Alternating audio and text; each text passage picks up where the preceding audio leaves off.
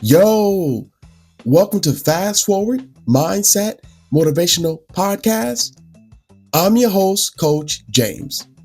This is where we rewire your thoughts, reset your mindset, and fast forward your life. No more rewinding, just discipline, motivation, and the truth you need to become unstoppable. If you're ready to elevate your mindset and take control of your future, you're in the right place. Let's go. Yo, what's going on, everybody? Hope all is well. So yeah, I was starting to get pretty spicy out here in Arizona. If you've never been in Arizona before, or you might have heard that it gets really, really hot during our summertime. And it is true, it gets really, really hot. And we are definitely headed into the hot season. And so if you live in Arizona, make sure you gear up with your AC. That way you can get through another crazy summer. It only lasts a couple months for us. So once we get to these next couple months, we'll be good going into our cool season, is what we call it. So stay warm, stay cool, everybody. I said stay warm, stay cool. But anyways, on today's episode, we have a guest. And I'm happy to have this guest be part of the podcast because what he's going to talk about has always interested me since I was a kid. But before I give it away too much, I'm going to go ahead and let Todd take the floor. But before I do, Todd, let me just say, hey, welcome to Fast Forward Mindset Motivation. And we are happy to have you. Oh, thank you, Coach. You're a legend, mate. Thank you for having me on. Thank you. Well, you can go ahead and share your journey with us and tell us a little bit about yourself. Yeah, thank you very much. I'm 53 years of age now, and I'm about 2.5 years retired from the police. So for 27 years, I was a detective in the Queensland Police Service, and basically many of those years I was doing major police investigations and serious investigations and crimes. And for 2 of those years, back in the turn of the century, being 2001 and 2002, I was an undercover police agent where for those years I assumed the identity of a name of Donnie Wilson, and I infiltrated gangs and criminal networks, and basically uh, you know lived a second life, to be honest with you. And Wow. yeah, so the way that this journey worked for me is it had a little bit of a twist on it. Is that only 12 months earlier to when I went into undercover, I was living with a girl, and we were setting up a life, and she had a previous marriage failure prior to meeting me, so she had a 4-year-old son. And I didn't see anything coming. There was no warning or anything like that, but unfortunately, on New Year's Day in 2000, my son and her son and myself found her. She'd suicided in the garage in our Wow. house, and we went down and found her. And yeah, it was a bit of a shock to tell. Yeah, basically as an understatement. I didn't know how to deal with it. I was only 25 at the time, and it was it changed my life. It turned my life upside down. I had a bit of as people approaching, 25 to 30, most people are planning their life and, organising mortgages and what they're going to do and everything. And, I was basically just, stuck without um, Wow. any really prospects of future, or, I was a bit lost there for quite some time.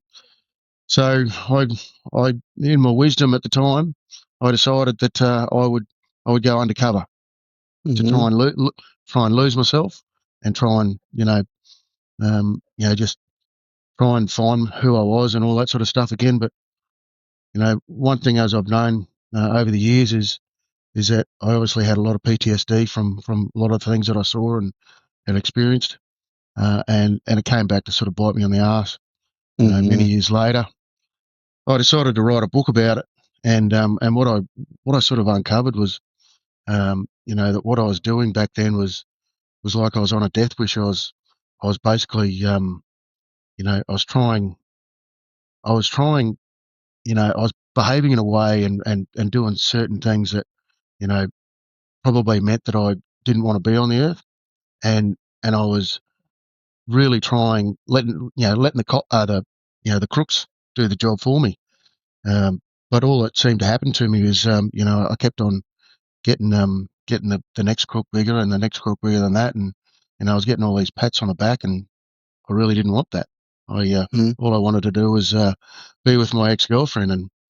And, so, I've written a book about, going through those times and how that makes you feel and how it all, how to, uh, a lot of the parts of it sort of talks about Mhm. what not to do, what I shouldn't have done, um, but I'm glad to say that, many years later, I've managed to, fight my way through it. Mhm. And I tell you what, I'm pretty happy to be alive now.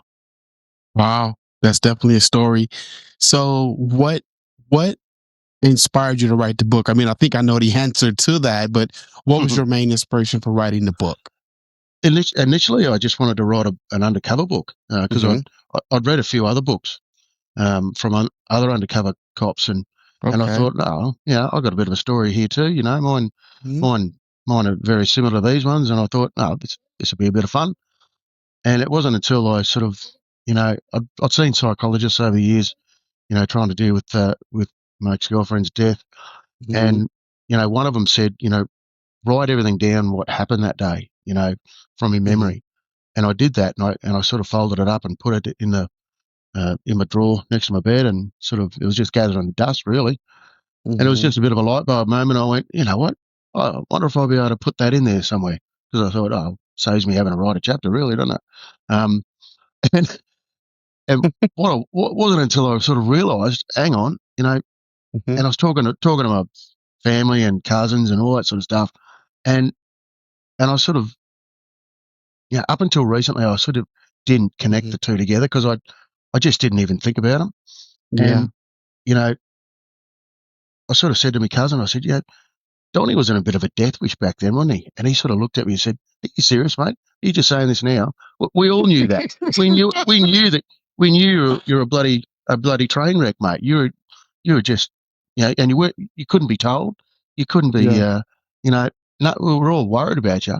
And I'm sort of going, and that's when I sort of went, Yeah. yeah, that's exactly what I was doing. Um, Mhm. uh, and Wow. and that's how, the book's now called Donnie, an Undercover Cop with a Death Wish. So, you know, that's where it sort of came about. And Mhm. I sort of didn't think too much about it, but the way that I was doing things were just like, I cringe now when I think about what I did. So, Yeah. Wow. That's mm, that's that's insane. I mean, it's a good insane though, right? yeah, It was a job you had to do. So yeah, tell us about Donnie. Who was Donnie, and what was Donnie's character about? If you can talk about those things. yeah, definitely, yeah. Donnie was a loose cannon. He was a loose unit. He Mhm. drank way too much. He took drugs, Mhm. and basically, if someone said, "Don't go through that door," because there'll be blokes with a shotgun looking at your face, Mhm. don't do that. Donnie will go. He'll be running through that door. He Yeah. was doing those sort of things. Wow. He had guns to his head constantly. Mhm. He had a contract on his head at one stage, and Gosh. um, and Mhm. you know, he was just, driving stupid, doing anything Yeah. crazy, and was just involved in Mhm. anything, stupid. To be honest with you, and you know, one of the things that sort of Donnie did really bad. There was one particular time Mhm. where, you know, I'd actually befriended someone, as you do as an undercover cop, Mhm. and he wasn't a bad fella, but he was sort of just down and out a bit, and he'd broken up with his wife and his kids, and so he started, dealing in ecstasy pills, and that's how bad he was. Mhm. One of the first things that he did was, sell to me. How unlucky. One of his first Yeah. sales is to an undercover cop. So, he wasn't meant for that business, and but he Mhm. did fall into it somehow. The detectives go and arrest him, and they tell him that Donnie was actually an undercover cop, and he's sort of going, no way, no, he was my mate, And so I Mm-hmm. didn't think that was going to go down well. So it was a couple of weeks later, and he was, Mm-hmm. he got charged with trafficking in dangerous drugs. So he was probably looking at going to jail. And my phone rings, and his name came up, Mm-hmm. Lorenzo, and I've gone, oh no, here we go. And usually you just wait for you're a dog, mate. I can't believe you did this to me, all that sort of stuff. You're Mm-hmm. dead, you're dead. But I was waiting for that, and I thought, I'll get it out of the way, and I'll sort of I'll try and explain myself. I don't know, but I'll at least give him the courtesy of doing it. But Mm-hmm. anyway, when I answered, he was sobbing, he was crying, and I said, "What are you doing?" And he said, "Mate, just tell my family I love them, and and my Mm-hmm. kids." He goes, "I can't go to jail, man. I can't do this." And I said, "What are you doing? Where are you doing?" He goes, "Oh, mate, I'm going to jump. I'm jumping off the cliff at the Wow. Brisbane River." And I said, "No, you're not, mate. No, okay, exactly where you are." Tells Mm-hmm. me where he is, and so I raced over, and yep, he was. He's looking over the edge, probably 100-meter drop, and anyway, Donnie's just gone. I grabbed his hand and I said, "Okay, well, let's do it. One, two, Mm-hmm. three." And I went. I said, I sort of went to jump with him, and he's going, Mm-hmm. What are you doing? What are you doing?" And I said, "Come on, I want to do it. Fuck, I don't give a shit." Yeah. And I've sort of grabbed him again and said, "Come on, let's Yeah. go. Come on." And and then he really yanked me back, and we fell back down on the grass, and and then we sat on a park bench for about 3 hours, and we both cried our eyes out, talked about all Mm-hmm. of those sort of things, and um, that was like 18 months after me being Mm-hmm. undercover, and that was Wow. one of that was that was the type of behaviour I'd been doing for 18 months, and that was one day where I just went, "Oh, what the hell am I Mm-hmm. doing? What am I doing?" Yeah. I was just about to jump there, Yeah. So that's an example of just the stupidity of it's Yeah. not it's stupid now when I look at it, but that's exactly how my mind was back then. Yeah. I was in so much pain. I couldn't process what had happened, you know, and it was just too hard to be on the earth, and Yeah. I didn't want to die, but I just wanted the pain to go away. Yeah. Wow. Hmm. So I've seen, other crime shows with ex undercover agents, and they talk about, some of the cases that they're involved in. Can you talk a little bit about how you had to get back to reality? Because one thing and things I have heard is that when you are an undercover agent and you start to really live that reality, and that reality starts to become like your real life. And for you to get back to normacy, you struggle with that because you're here, but you need to be here. So can you talk about like the struggles you had, or were there any struggles with you trying to return back to reality, your real life? Yeah, there was huge struggles. It took me a long, long time, but Mm-hmm. um, I got a really good example of it. Uh, you know, just before I finished my last job of undercover, Mm-hmm. I was in another state, out of jurisdiction, and I I was living the high life basically. Mm-hmm. I was they gave me a BMW to drive around in. Oh, Um, wow. yeah, like I was in a high rise overlooking Mm-hmm. the the city of Sydney. Most people Yeah. know where Sydney is, so I was down in there, and basically every night I'd be just be one of those, trying to be a crime kingpin. You know, usually I'd usually be standing at the bar at a strip club or something like that. Just Yeah. and I always made sure I had my back to the to the stage. I said Mm-hmm. I'm not there to look at the girls. I'm here because I'm a greasy sort of underworld figure, Yeah. and and and then there was a few other times when you went to really great parties on the harbour on a super yacht, and it was just living the high life, really good. And then Yeah. it you finished, always had thousands of dollars in my pocket too, and then finished, and they said, "Okay, you're now tied." Uh, Mm-hmm. you know, in I think I had a week off maybe, and then they said, "I'll report to Crime Stoppers." So Mm-hmm. Crime Stoppers is like an anonymous sort of call center where the public can Mm-hmm. call in and dob in a drug dealer or something. Mm-hmm. And I was still so focused on still living that life and that attitude I had, and whatever. They said to rock up at 8 o'clock, and I hadn't woken up at 8 o'clock in 2 years, so I was lucky to get in there by 9:30. But I got there eventually, and The boss has gone, mate, 8:00. I said, mate, this is my 8:00, mate. Come on. I think I've done really well to get there at 9:30. Yeah. And anyway, so he goes, mate, just answer some phone calls, and just write some numbers down and then, type this and send it off to that person. And he was giving me the rundown. And one of the first calls I got was, some weird little fucker that sort of said, hey, yeah, he goes, I just want to dob on me next door neighbour. He's smoking drugs and smoking cones, and I don't like the smell, and it's making me cough and everything. And I went straight into Donnie will, and I've gone, mate, don't you know what happens to you when you dog on people, mate? Snitches get fucking stitches, mate. Like you're gonna die, mate. You're gonna get killed, mate. Yeah. And my boss could hear it. He comes running over, grabs the phone, gives it to another lady to smooth it over, and I'm fired up, and he's got me walking down the street going, oh, come on, just take some breaths. And I'm going, mate, he doesn't know the rules, mate. He's got to fucking understand this bloke. Fuck. So then, and he goes, oh, I don't think we'll get you to answer phones for a while. How about do some filing? So I was like, man, I said, I can't do this shit. I can't do this. Yeah. Wow. So that was just one example where, that was like, man, how do I get back into the real world, Yeah. Yeah. So is the book Donnie? I see it. I think that's the cover behind you, right? Yeah, it is. Yeah. So is the book really based on the lifestyle of Donnie? Yeah. Yep. Wow. Okay. It sort of gives, so basically, it gives a bit of a, the part one is sort of a little bit of my background. I was pretty lucky that I came from a really good family. I had no dysfunction in my family. I would not have realised that if I wasn't in the police. Just the amount of dysfunction that some people are born into, and they really are sort of they really start off really hard, and their life doesn't ever get any better.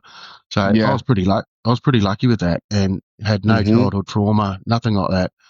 And I sort of talk about how my life was going great, and then bang, all of a sudden, I decided, I joined the police. I was 2.5 years into the police. I was still really young. I was green, naive, and then the suicide of my girlfriend just absolutely knocked me. And I didn't know how to handle it. So the part two is then me going into Undercover and then being Donnie, and then I explain. I sort of talk about. I go through basically about 6 operations that I did, and I describe how each one of them went, and and how I avoided death in basically every one of them. And each one of those jobs, you see Donnie deteriorating even more and more, hallucinating, taking more drugs, drinking too much, just all that sort of shit. Yeah. And then part 3 is when he gets out of Undercover and basically starts to rebuild his life again. And then I get a bit more sort of, probably talk about how I sort of went through my recovery and what I did right and what I did wrong. What people could do to help, especially if people see people that are struggling. A lot of people don't understand what PTSD or mental health looks like. They think it's sometimes it's anger, sometimes it's sadness, sometimes it's withdrawal, and a lot of people sort of just didn't understand that. Didn't know what to say. Yeah. So I say, this is what I found helped me, and this is what I found didn't help me as well. So, yeah, I'm really interested in reading the book now. Not that I wasn't before, but just you coming on and explaining the things that you went through, and your struggles with it, and how you had to return back to reality, definitely makes you want to read the book. Like I told you in our interview, like I'm a First 48 guy. I'm like literally watching First 48 like all day, every day. And I don't know why. I'm not a violent guy, Todd. I don't like blood, but I just love First 48. And I was trying to ask myself, why do I love it so much? And for me, it's the problem solving, right? I Yeah. love problem solving. No, it's probably not the best problem to solve, but it is problem solving. And it keeps me interested and engaged because, these detectives are trying to figure out, hey, why did this guy get murdered? How did it lead to that? And it kind of helps me try to understand the mindset of people. What drives you to get to that point in your life to where you have to murder someone, right? Mm, And usually it's about money or women yeah. or something to that effect. But it's just mind blowing to me to try to understand someone's lifestyle and a mindset that will push them to that level. Yeah. 100%. Yeah. So reading your It's book is definitely going to be interesting to me. So where do we get the book from, Todd? Where can we purchase it if we're interested? So obviously, if outside of Australia, you can get it through Amazon and all of Okay. those sort of online book stores. Only released in February this year, so Okay. I'm still trying to get it into bookstores, but that won't be far off. And if you're in Australia, I have a website, www.toddmaguire.com.au, and basically what I do is I sign it, give it a nice little message, and put it in the mail. So nice little Sounds touch. good. People love it. And oh, I'm sorry, Todd. Go ahead. That's all right. Nice little touch. People love it. Um, Earlier when you said, what was the motivation to write it, that was, obviously Mm-hmm. I explained why I wrote it, but what I've noticed now is, Mm-hmm. um, you know, I pretty much wrote it for my own mental health and my own cathartic sort of Okay. recovery, and it did wonders for me. It was amazing what I'd had, 20 something years of, you know, Mm-hmm. pushed down, built up sort of stuff in my mind, and it sort of allowed me just to get it all out. And there's, I still say it's probably one of the best things I've ever done in my life for myself. Mm-hmm. And but what's actually happened now since I've released it, Mm-hmm. every day I'm getting messages from people that I either do know or don't know, and saying, "You have no idea what you've done to help me with this." And I Wow. sort of, and I'm dumbfounded. I said, "What do you mean? I don't understand." Yeah. And they said, "Oh man, we're going through this, we're going through that, and Mm-hmm. you know, you know, so much of the stuff in your book, I'm just nodding. I'm nodding, going, yes, that's exactly how I feel." And for many years, you know, after my girlfriend's death, there was no internet, there was no Mm-hmm. podcast, there was nothing, and I didn't know how to process my feelings, and Yeah. all I had was textbooks from a library, and no one around me had sort of been through any major trauma, so I felt really weird. That the feelings and Mm-hmm. the thoughts that I had made me feel like I was an outcast, and it's Mm-hmm. not until recently where you're hearing people from all around the world now, Yeah. and everything's become normalized. Everything that I've been thinking for the last 25 years is normal because everyone else is thinking the same thing that has gone through traumatic experiences. And Mm-hmm. it's made me feel, well, hang on, no, I wasn't broken, I wasn't weird, I wasn't all that. It was normal. And so many people are saying to me now, yeah, this book has made me feel what I'm been thinking makes it feel normal as well. Um, and I tell you what, I just didn't see that coming, and it's made it Mm-hmm. even better. It's made it all, man, it just makes me so happy now. Wow. That's Mm, good. Very good to hear. yeah, Todd, what I was going to say, and this is for my listeners that are interested. What I always do, Todd, is in the episode description, I take your links and put them in the description. So if my yeah, cool. listeners are interested in purchasing the book, we'll put your Amazon link or whatever link it is to take them there, so you can just purchase it that way. Just so you know. Awesome. Thank you. You're welcome. That's So, great. Todd, I always ask all of my guests at the end of the show for them to share one way or a suggestion on how to rewire the way you think. Yeah, well, I've had to go through that many, many times. My self-esteem got hit pretty Mm-hmm. hard after Karen's death, and then trying to re-identify myself. Um, and your mind tells you that you're no Mm-hmm. good, all that sort of stuff. But I made this real conscious effort to look in the mirror and say, "No, man, you're a good person. You didn't deserve this. Mm-hmm. You know, and you're a good bloke, you're a good rooster, and just give yourself a heap of raps. Yeah. And what I did it daily, and I noticed at the start I was cringing. I was going, oh, but I don't believe it. Mm-hmm. I just don't believe it. But I'm going to say it. But I've said it so much now that I now believe it, and I even, you know, I'm now married and been married for 20 years, and you know, Nice. my wife, you know, she Mm-hmm. laughs at me now. She goes, God, haven't you changed? He goes, you are so full of yourself now, aren't you? And I'm going, but I made myself like that. You know, Yeah. I walk past the mirror and I stop and I go, hey, good looking. Hey, man, how you doing? Hey, you're looking good today, man. You know, and I Yeah. sort of, and it just, that happened over many years, just trying to rewire myself by saying, hey, Yeah. you're a good person, man, you know? Perfect. Thank you for sharing that. Yeah, it's really one of those things, Todd, from my experience, that when you want to feel different and be different, you have to put yourself and see yourself at a higher level, right? A lot of us struggle because we keep seeing ourselves down here, and we should put ourselves here, right? Mm, And long as we stay down here, we're never going to feel the effects of feeling happy and joy within ourselves or for who we are. But as soon as you start doing little things, look in the mirror, saying, "Hey, I look hot today. Hey, I'm this. Hey, I'm that." Things just get a lot better. So mm. I definitely can understand where you're coming from with that. And just get over that thing of, you know, once you start that, you know, your brain will be telling you, you're talking shit, mate. Yeah. Whatever. Yeah. And just say whatever. Yep. But I'm going to say it regardless. The more you say it, Hmm. it'll rewire your brain. Yep. Because thank you for sharing that. That's a great suggestion.